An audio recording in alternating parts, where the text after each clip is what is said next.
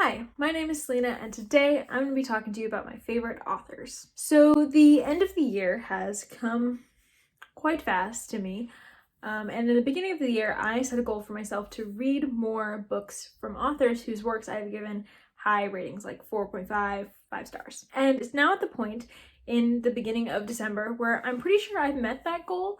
I have read more Frederick Bachmann work, more Brandon Sanderson, Bridget Kemmerer, Victor LaValle, people like that, whose books I have read and loved. I wanted to check out more of their works, and I have. And I did that because I wanted to be able to make a video about my favorite authors. And for me, I personally don't really feel comfortable calling someone my favorite author until I read more than one major work by them. Because for me, reading one series or one standalone will put you on my radar, but it won't make you a favorite author until I read more of your stuff and love that too. Because it could just be that I like that series, or it could be just that standalone is really good, but your usual style is not for me. I may have found that out with China Mieville. So yeah, I'm telling you about the authors that have made it onto my favorite authors list as of the December of 2020. There's other authors that could make it onto this list whose work I haven't read more of yet, like Virginia Woolf, Daphne du Maurier, Ashley Herring Blake, people like that who wrote some of my favorite books this year.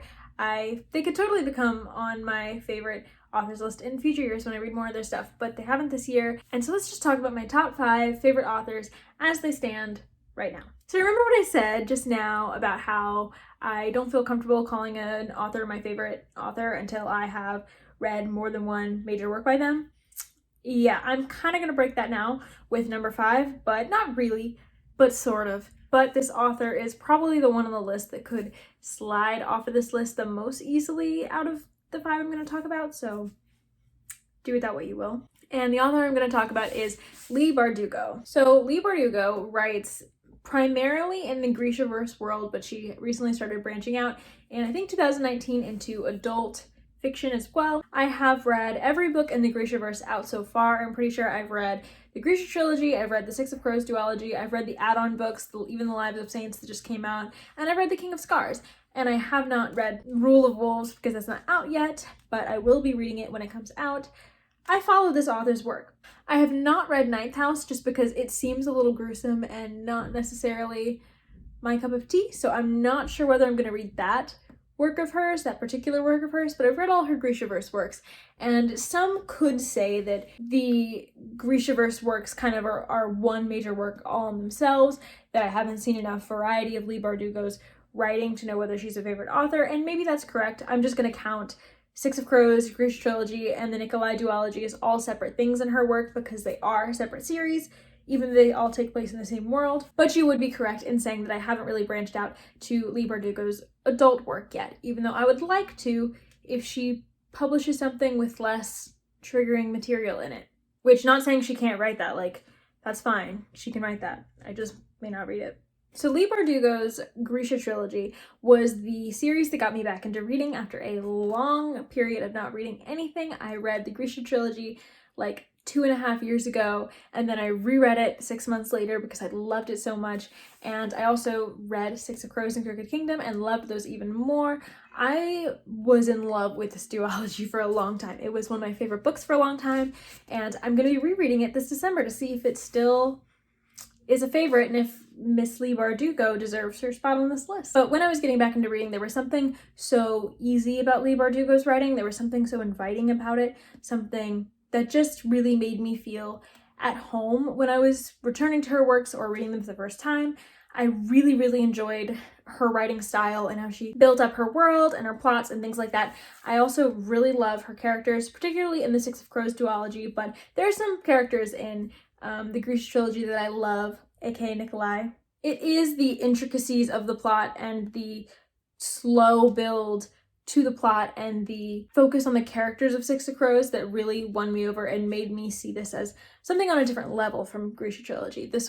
When I read this was different. Grisha trilogy was good, but I could tell then that this was great. I hope I will still feel that way when I reread this book, but I still want to include Leigh Bardugo on this list because she is the author out of all the authors I've read who fits the number 5 best, because I do still follow her work. I do still want to read her work. I still do really like her writing style and her character work. I thought King of Scars, the plotting was a little iffy, but her character work I thought was great. I thought the writing was still easy, still that Leigh Bardugo feeling that I loved, and I still enjoyed myself with King of Scars, even though it wasn't my favorite of her works, even though it ended up being one of my least favorite books that I've read by her. I still give it 4 stars because I still enjoyed it that much. I had a lot of problems with that book. I have a whole Goodreads rant, spoilery Goodreads rant you can read, and because it was Leigh Bardugo, I didn't so much care about all that stuff because I still loved her writing and her character work so much.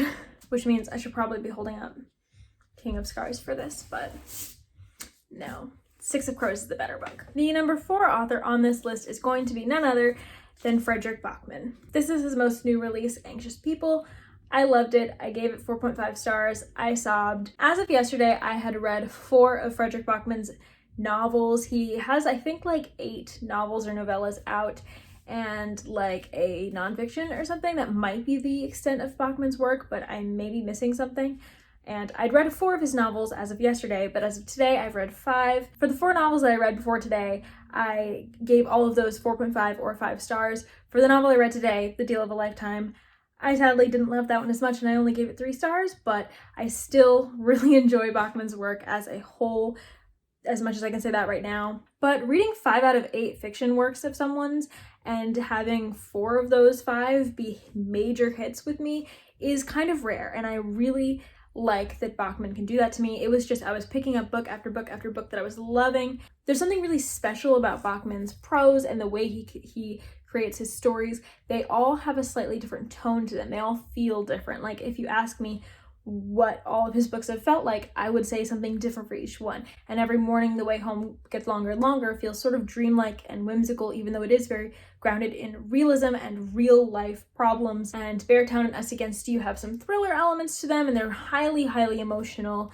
Anxious People is supposed to be a lot more funny, but in a dark sort of way. And The Deal of a Lifetime, it's a little bit more somber, I would say. As unique as all of these books are, there's something very Bachmann about all of them. His prose, the way he sees the world, the way he sees humanity, the way he picks out something and is able to describe it in a new way or in a really poignant way is just amazing. He's very talented. He could definitely rise on the list, but I've read most of the books of his that interest me a lot, and so I'm hoping that the others will be like a surprise, and it'll prove to me that like Bachmann can kind of write anything and I'll love it, even though Deal of a Lifetime didn't work out exactly like that. But I have faith, and I look forward to seeing Bachmann climb on this list as I read more of his stuff. And then my top 3 authors are genuinely so hard to place. I have ordered these. I could order these in any different way on any given day. It depends on whose book I'm reading at the time, and surprise, surprise, the one who's on top,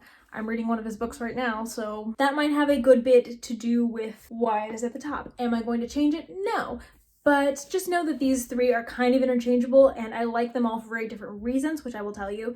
And this is just how I was feeling today, but I like them all pretty much equally, and I love different things about each of them. But for today, 3rd place, and it hurts me to put her in 3rd place because you'll see when I tell you who it is, but 3rd place today on this list is going to be Jane Austen. Jane Austen is the author that I have been reading for the 2nd longest time after Leigh Bardugo.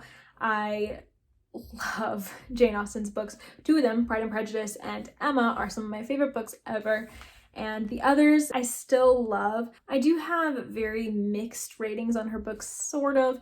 I have like 4 either major novels or novellas by her that I've given 4.5 or 5 stars. 1 novel I gave 4 stars, but I need to reread it. And then 1 novel I gave 3 stars. So there's always duds. Even with my favorite authors, you'll see that's a pattern with every single one of these authors, actually. But I did put Jane Austen here because her ratings do tend to be a little bit more mixed for me. But at the same time, I tend to love her books more than other people's books. Other people's 5 stars aren't the same as Jane Austen's 5 stars because Emma and Pride and Prejudice are some of my all-time favorite standalones. 2 out of the 5 things I've read by her have made it to all-time favorites. That's a pretty good ratio. Most people don't even get 1 book on my all-time favorite standalones video, which you'll be seeing soon, by the way. Jane Austen is an author who I admire a lot. She basically created so much of what we think of as just normal novel stuff. Jane Austen normalized the tool when a narrator can dip into a protagonist or a side character's head, which is used all the time in every genre, not even just like romance or literary fiction or whatever you want to call this. Like, it's used in every genre. I was reading a fantasy book earlier and it was doing that. And who gave us that? Kind of Austen. Austen's prose is also just so unique and so poignant as well, but in a different way than Frederick Bachmann. Jane Austen writes with a narrator that is very sarcastic and kind of biting, and who satirizes the people in the story and makes fun of them and makes fun of the time. But Jane Austen also creates character in a way that is really deep and nuanced and complex, even among the caricatures, or especially among her leading ladies in her books. The narrator is often aligned with those characters, and so we get a lot into their head. And to see her character work with specifically Lizzie in Pride and Prejudice is just a treat to me. I love seeing her create these characters because she's so good at it. Her plots are fun, her plots are very Austen, they're very adaptable. Pride and Prejudice in particular is a plot that is so familiar and comforting to me. Emma's plot, which is my other favorite, I think that's absolutely masterful. The way she planned that plot out, it's good. I love Jane Austen, and it hurts me to put her so low, but that's just where she is right now. She's basically my number one. These are all my number one. How do I rank them? How do I put anyone above Austen? I'm gonna for this video though. My number two favorite author, who was my number one until literally this year, is Neil Gaiman. So I have read 7 of Neil Gaiman's books so far, and 5 of them I gave 5 stars. Or 4.5 stars. 4 were 5 stars and 1 was 4.5. And then I gave one of his books 4 stars and one book 3 star. There's always a dud. It's okay. I love Neil Gaiman's prose. His prose is so beautiful and whimsical, and it's very simple and accessible, but he manages to say the most beautiful things with simple prose that doesn't cross into flowery or purple or overdramatic or anything. It just seems very simple, but hard-hitting. Neil Gaiman's plots and premises are always so interesting. They are some of the most interesting sounding plots, and so that's why I've picked up so many of his books, and I want to keep picking up more.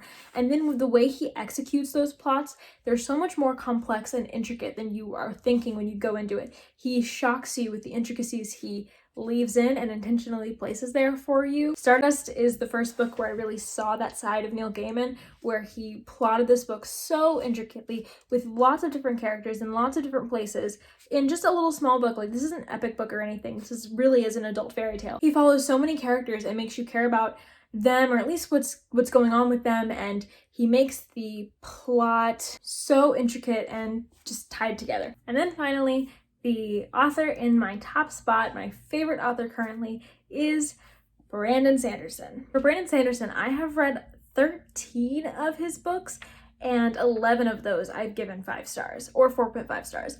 That's crazy. Everything on this shelf I've given 4.5 or 5 stars. This is my Brandon Sanderson shelf. The only things that I didn't love as much were Edge Dancer was 4 stars, and Arcanum Unbounded as a whole sort of was 3 stars. A lot of his short stories are 3 stars for me. The rest of his stuff has just been so stellar. He just writes such fun plots and characters that I connect with and worlds that I just want to live in and explore. I've mainly read his adult high fantasy and his Cosmere universe, and I love that it's an interconnected universe. I love how intricate those plots are and how well his characters are formed. The Stormlight Archive has some of my favorite characters who I really, really enjoy and just love.